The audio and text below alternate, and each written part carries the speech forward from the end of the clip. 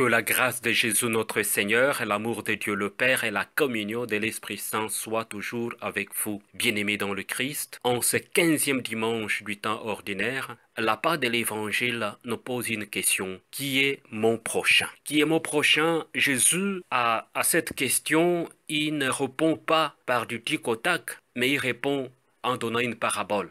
La parabole la plus connue, la parabole du bon Samaritain. Pourquoi le bon Samaritain? Qui est le bon Samaritain finalement dans cette part de l'Évangile? Le bon Samaritain, c'est Dieu lui-même. C'est le Christ, c'est la visibilité des dieux qui sauvent, des dieux qui libèrent. C'est Dieu qui est ému dans ses entrailles quand il nous voit en train d'errer. C'est Dieu lui-même qui est pris dans ses entrailles, qui est pris de pitié quand il nous voit en train de trébucher, en train de nous plaindre, en train de murmurer, en train de faire n'importe quoi, en train de souffrir, dans une situation atroce.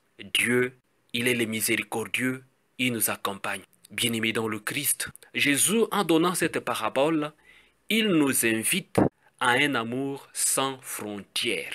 Il nous invite à développer cette culture de l'amour sans frontières. Parce que parmi les passants, le prêtre et le lévite ont voulu conserver leur zone de confort. Ils n'ont pas voulu se mêler dans des situations qui vont les engager. Généralement, nous avons cette peur, la peur de pouvoir nous engager. Et on n'est pas saisi par la situation de l'autre. Ou bien tout simplement, on profite de la situation de l'autre pour rester dans son confort. Et on peut le voir dans la construction de beaucoup de villes, des pays colonisés. Vous avez ce qu'ils appellent ou ce qu'on appelle les centres-villes et le quartier, le bidonville. On ne veut pas se mêler. Et aujourd'hui, il y a ce qu'on appelle la construction de différentes cités dans de grandes villes. On veut être à côté, on veut rester dans son confort zone, on ne veut pas être dérangé. Jésus nous invite à l'amour sans frontières, ce que nous devons être pris de pitié. Être pris de pitié, c'est que la situation de l'autre qui est dans le besoin doit devenir la mienne. Être pris dans ses entrailles. C'est une forte expression. Hein. Saisi de pitié, en grec, c'est être pris, ému à ses entrailles. Ému aux entrailles. Être saisi de la situation de l'autre. Et cette situation, je la prends et devient la mienne. Voilà. Là où Jésus nous amène, là où Jésus nous interpelle, là où Jésus voudrait que nous puissions y aller, l'amour sans frontières.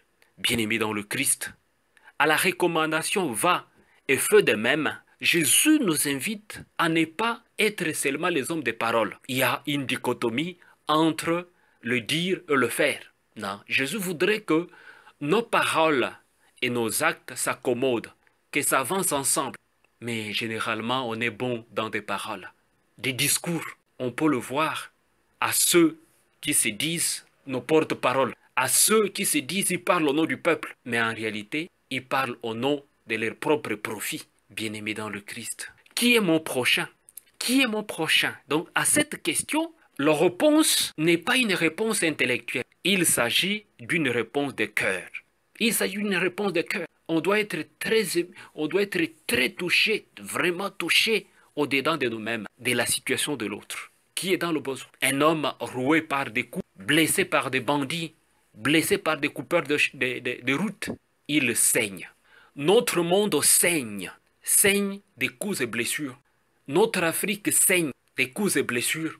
Les déplacements des citoyens dans leurs propres terres à cause des massacres, à cause des guerres. Les déplacements des citoyens à cause des extractions des minéraux de gauche à droite. On déplace des populations. Les populations sont blessées dans leur propre chair. Les situations d'injustice, la population est blessée dans sa chair. Elle saigne et elle a besoin d'un bon samaritain.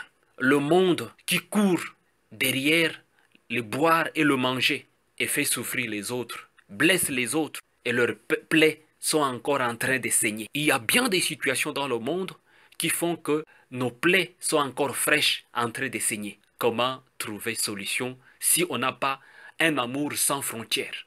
Bien-aimés dans le Christ. La première lecture d'aujourd'hui nous invite à nous dire écoutons la voix du Seigneur. En écoutant sa voix, En suivant ces lois, nous n'allons pas trébucher, nous allons nous approprier cet amour profond. Et cet amour, ces exigences de cet amour sans frontières, n'est pas dans une montagne très éloignée pour dire à quelqu'un, nous n'avons pas quelqu'un pour aller nous en trouver. Nous n'avons pas quelqu'un pour envoyer pour chercher ça. Cet amour est au-dedans de nous. Cette joie, cette performance, ces dons de pouvoir aimer sans frontières se trouvent au fin fond de nos cœurs. Alors, pourquoi avons-nous peur d'appliquer cela? Pourquoi avons-nous peur de pouvoir d'appliquer ce que le Seigneur attend de nous, le respect de l'alliance, le respect de nos engagements comme chrétiens? Écoutez la voix du Seigneur. Moïse le répétera au peuple d'Israël que vous êtes un peuple à la nuque raide, c'est-à-dire un peuple tout le temps révolté, qui n'arrive pas à aimer le Seigneur de tout son cœur, de toute sa pensée et de toute sa volonté. Il est tout le temps en train de murmurer, un peuple à la nuque raide. Bien de chrétiens sont encore des peuples à la nuque raide, en train de tergiverser, en train d'esquiver leur propre devoir, le devoir de respecter l'alliance avec le Seigneur, l'alliance de notre baptême, l'alliance de notre confirmation, l'alliance du mariage pour ceux qui sont mariés, l'alliance sacerdotale pour ceux qui sont prêtres, l'alliance de promesses pour ceux qui sont religieux, religieuses. Chacun de nous a promis quelque chose au Seigneur. Mais parfois nous sommes encore ce peuple à la nuque raide. Le Seigneur lui-même nous aime tant. Il voudrait que nous puissions nous réconcilier. C'est ça qu'il nous dit à Saint Paul dans la deuxième lecture. Le Christ Jésus nous a aimés et il continue à nous aimer. À travers sa mort, c'est le grand sacrifice de la réconciliation. Il nous invite de regarder Jésus en croix. Ils le regarderont, celui qu'ils ont transpercé. Ça voudrait dire, la haine humaine a transpercé le cœur de Jésus. La haine humaine continue à tuer Jésus sur la croix. Continue à l'immoler. La haine de ce monde détruit ce qui est sacré. La personne humaine est sacrée. Mais elle est détruite tous les jours à travers plusieurs réalités. Parfois même des réalités voilées. On vient pour aider, mais en réalité c'est pour s'aider soi-même. On détruit l'image de la personne humaine. Bien-aimé dans le Christ, qui est mon prochain? Jésus nous dit, va et fais de même. Cette page de l'évangile t'interpelle, te dit, va, fais de même. Va, crée la civilisation de l'amour. Va, cultive cet amour sans frontières. Cultive cet amour sans bornes. Sois saisi par la situation de l'autre. Il y a parfois des gens qui passent le temps à rigoler, à faire des commentaires de la situation des autres, de la souffrance des autres. Tu rigoles car tout va bien pour toi. Mais qu'est-ce qui va bien pour toi? Parfois rien du tout.